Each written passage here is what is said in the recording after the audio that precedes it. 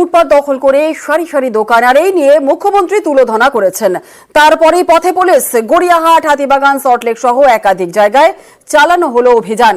আইন ভাঙায় গড়িয়াহাটে গ্রেপ্তার হয়েছেন ৩৫ জন, রাজারহাটে আটক ৫। গড়িয়াহাটে আপনারা স্টল দিয়েছেন, ভালো কথা, কিন্তু স্টলের পেছনটা আবার কিন্তু তিপ্পল লাগিয়েছে কালো লাল।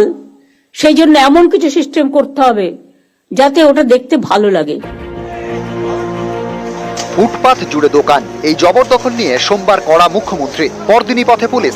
গড়িয়াহাটে চলল অভিযান। এখানে দোকানের সঙ্গে ছাউনি হিসেবে রয়েছে প্লাস্টিক এবং ত্রিপল, সেগুলি সরিয়ে ফেলার নির্দেশ দেয় পুলিশ। ফুটপাত থেকে বেশ কয়েকটি দোকান তুলে দেওয়া হয়। আইন ভাঙায় বেশ কয়েকজনকে গ্রেপ্তারও করে পুলিশ। আমাদের পিছনে কেউ না, আমাদের করে পুলিশ আপনাদের কিছু বলে না? না, পুলিশ বলে তো আমরা সরিয়ে দিই। কি করে আজকে মাল এসছে বলে রেখেছি, আবার তুলে দিচ্ছি সঙ্গে সঙ্গে। কাউকে টাকা পয়সা দিতে হয় না, টাকা পয়সা কোনো ব্যাপার না। আমি তো বলেছি যে হকাররা আছে তারা আমাদের ভাই বোন, এর থেকে বেশি যেন আর না বাড়ে।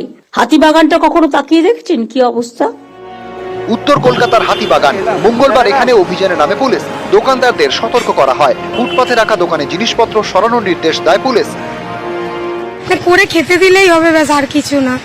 সবাই যদি লেভেলে লাগায় তাহলে তো কোনো প্রবলেম হবে না। না, সবাই বাড়াচ্ছে, এবার দেখুন একজনের জন্য তো দুজন বাড়াচ্ছে না, এটাই হচ্ছে প্রবলেম। সল্টলেক আমার লজ্জা লাগছে। রাজারহাটেও শুরু হয়েছে এনক্রোচমেন্ট। সল্টলেকেও ইচ্ছা মতো সুজিত বোস লোক বসাচ্ছে কম্পিটিশন করে। কেন বাইরের লোক বসবে? এআরডি অফিসের অপোজিটে ছবি দেখালে নিজেরাই লজ্জা পাবেন। এর জন্য কত দিতে হয়েছে? সল্টলেক সেক্টর 3 এখানকার কেবি মার্কেটের কাছে ফুটপাথে রয়েছে বেশ কিছু অস্থায়ী দোকান। মঙ্গলবার এখানে অভিযানে নামে বিধাননগর পুরসভা ও বিধাননগর সাউথ থানার পুলিশ। ৮ মোহর নিয়ে দোকান ভেঙে দেওয়া হয়। আমি পরশুদিন আসছিলাম ওয়েবেলের কাজ দিয়ে, দেখলাম কত দোকান বসে গেছে, সব আউটসাইডার। কিনে খাচ্ছে, বাড়ির সামনে পাচ্ছে, এটা ভালো, কিন্তু দেখতে কি ভালো লাগছে? ডার্টি করে রেখে দিয়েছে জায়গাটা। কেন একটা খাওয়ার জন্য একটা নতুন জোন করছেন না আপনারা? সল্টলেকের সেক্টর 5 এখানকার কলেজ মোড়, টেকনোপলিশ মোড় সহ একাধিক জায়গায় এদিন পুলিশি অভিযান চলে। দোকানদারদের সতর্ক করা হয়। দোকান তুলে কোথায় হবে? এখন সবাই মিলে একটা আলোচনা হবে। এত দোকানদার, আমরা তো চলে যাবো না, কিছু একটা তো আমাদের ব্যবস্থা হবেই।